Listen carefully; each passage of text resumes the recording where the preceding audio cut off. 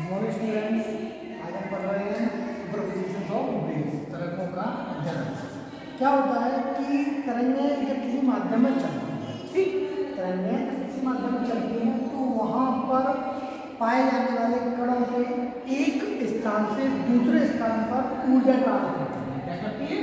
ऊर्जा ट्रांसफर करती है। ठीक, अब ऊर्जा ट्रांसफर भी हमने आपको बताया था क्या, दो टाइप से होती है। कैसे? मान लो कोई चीज यहाँ पर है, कोई चीज यहाँ पर है, अब हमें यहाँ से यहाँ ऊर्जा उसको पहुँचाना, तो या तो हम इसी चीज को यहाँ से यहाँ फेंक दें, इसी में हम बल लगा दें, यहाँ पहुँच जाएगी। ठीक, या फिर हम इसमें बल लगाएं और इससे सटी हुई एक चीज रखी है, इससे ये रखी है, इससे ये रखी है, इससे ये रखी है, इसमें बल लगाएंगे, इससे क्या बल लगाएंगे, ये अपने अपने कणों, अपने आसपास मिलने वाले कणों पर वही बल ट्रांसफर करते हुए हमारा बल कहाँ पहुँचा देती है? हमारा बल लास्ट में पहुँचा देती है। हमारा जो ऊर्जा है उसको कहाँ पहुँचा देती है? एट द एंड पॉइंट पर पहुँचा देती है, जिसे हम कहते हैं कि हमारी ऊर्जा दूसरे पॉइंट पर पहुँच गई।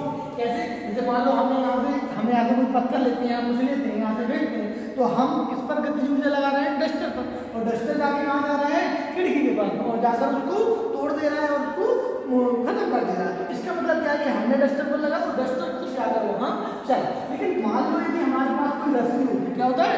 रस्सी होती, हम उसको ऐसे हिलाते हैं तो हम एक ही पॉइंट पर बल लगा रहे हैं और वही बल धीरे धीरे क्या कर रहा है? धीरे धीरे हमारा आगे जा रहा है। ठीक, जब धीरे धीरे आगे जा रहा है तो एक पॉइंट से दूसरे पॉइंट, दूसरे पॉइंट से दूसरे पॉइंट, तीसरे पॉइंट से तीसरे पॉइंट, इस तरीके से वो चल रहा है। ठीक है, तो ये तो है करंट का कॉन्सेप्ट। अब मान लो एक जगह पर कोई चीज है, कुछ है, वहां पर बहुत सारे कण, वहां पर बहुत सारे कण हैं। अब हमने यहाँ से एक ऊर्जा लगाई, किसी एक कण पर एक ऊर्जा लगाती है और क्या करता है? अपनी ऊर्जा ट्रांसफर करता है। अपनी ऊर्जा कहाँ ट्रांसफर करेगा? अपने बगल वाले कण के पास, दूसरे के पास, तीसरे के पास, इस तरीके से वो चल रहा है। ठीक, अब चल रहा है, अब मान लो उसी पॉइंट पर हमने एक और तरंग का ऊर्जा डाल दिया, एक और तरंग को उसी पॉइंट पर हमने फिर से स्पेसिफाइड। तो जब दूसरा उसके ऊपर स्पेसिफाइड करेंगे तो पहले पर भी फर्क पड़ेगा। मान लो पहले में वो ऐसा जा रहा था, पहले में वो ऐसा जा रहा था या यहाँ से ऐसा जा रहा था, जब इस पर एक दूसरा लग जाएगा तो हो सकता है इसे मुड़ जाए, उसकी जो ऊर्जा थी वो हो सकता है दूसरे तरीके से मुड़ जाए या किसी और उसमें चली जाए। जब एक पॉइंट पर दो जगह से ऊर्जा दी जाती है तो हमेशा उस पॉइंट पर जो अनुमान निकलता है वो दोनों ऊर्जाओं के बीजगणितीय योग का मान होता है। इसी पोजीशन को हम क्या कहते हैं? इसी पोजीशन को कहते हैं हम तरंग का अध्ययन या सुपरपोजिशन ऑफ वेव्स। ठीक है, मान लो कोई ये है, मान लो कोई ये है, यहाँ से इसमें जब हमने एक ऊर्जा, एक पोजीशन पे है, अब इसी के सापेक्ष अगर दूसरी बार में भी हमने इतनी पोजीशन पे ऊर्जा दे दी है ना, दूसरी पोजीशन पे इतनी ऊर्जा दे दी, तो ये टोटल अगर हम देखें तो अगर एक ही दिशा में है, इसका जो टोटल पोजीशन पहुंचेगा वो कैसा पहुंचेगा? इस तरीके से। ठीक है ना? क्या कहना है? तो दोनों का जो पोजीशन पहुंचेगी वो कैसे पहुंचेगी? प्लस में। ठीक है ना? और मान लो यदि कैसा है, जैसे हमने वेव्स पढ़ा तो वेव कैसे जाती है? ऐसे तो जाती है। ठीक है ना? इसी तरीके से जाती है, प्लस माना जाता है, नेगेटिव ऊपर माना जाता है, नीचे माना जाता है। अब मान लो कि कोई वेव है जिसकी पोजीशन हमारी ऐसे है ना, और ये कहाँ है? ऊपर पे। ठीक है ना?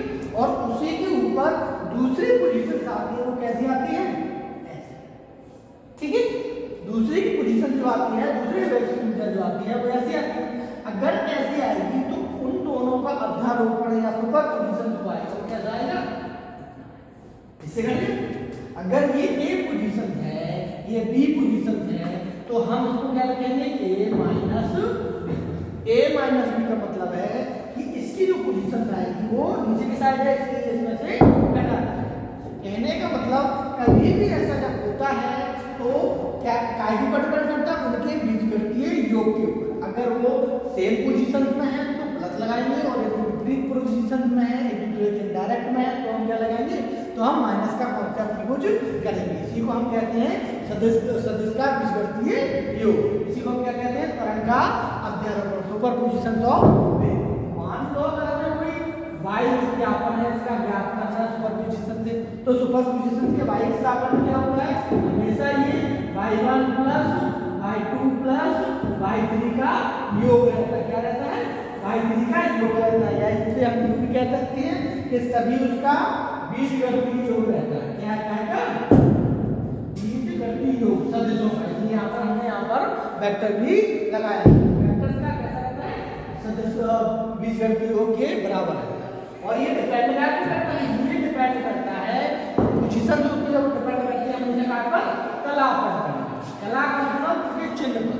जैसे कि ऊपर है तो हम इसे प्लस में लेंगे, नीचे है तो बिना में से माइनस में लेंगे। माइनस में लेंगे मतलब आपको ऊपर जा रहा है माइनस में जाएगा, माइनस में जाएगा, इसका मतलब वो एक दूसरे से घट जाएगा।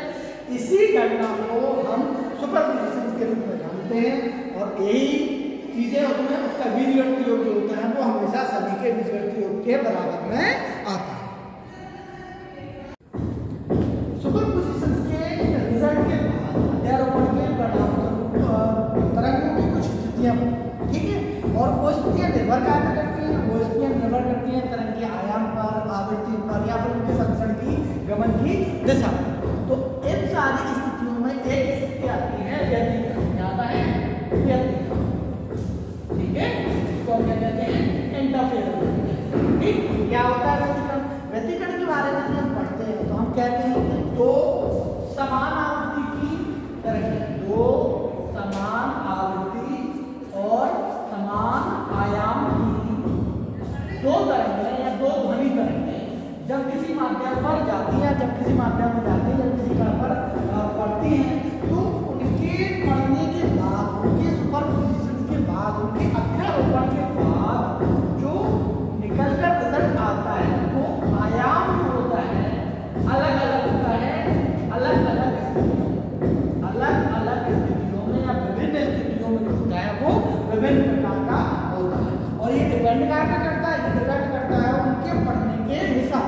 कहने का मतलब ये है कि मान लो दो पोजीशन समान आवृत्ति और समान उसकी एक ही उस पर जा रही है, अगर वो दोनों एक टाइम पर एक बिंदु पर एट सेम टाइम पर पढ़ती है, ठीक, सेम टाइम पर पढ़ने में दो पोजीशन आती है, एक तो आता है उनका विकलन के रूप में और एक आता है उनका संपीड़न के, एक आता है संपीड़न के। तो अगर वो सेम पोजीशन सेम टाइम पर पढ़ने मतलब एक भी विकलन है, दूसरी भी वैसे ही है, या दूसरी भी संपीड़न है और दूसरी भी संपीड़न के अवस्था में बढ़ रही है, तो अगर ऐसी स्थिति आएगी तो उस पॉइंट पर जो ध्वनि तीव्रता होगी वो अधिकतम होगी। कैसी होगी? अधिकतम होगी।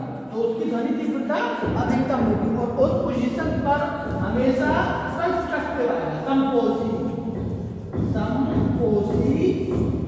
उस पोजीशन को क्या कहा जाता है? संपोषी या कंस्ट्रक्टिव कहा जाता है।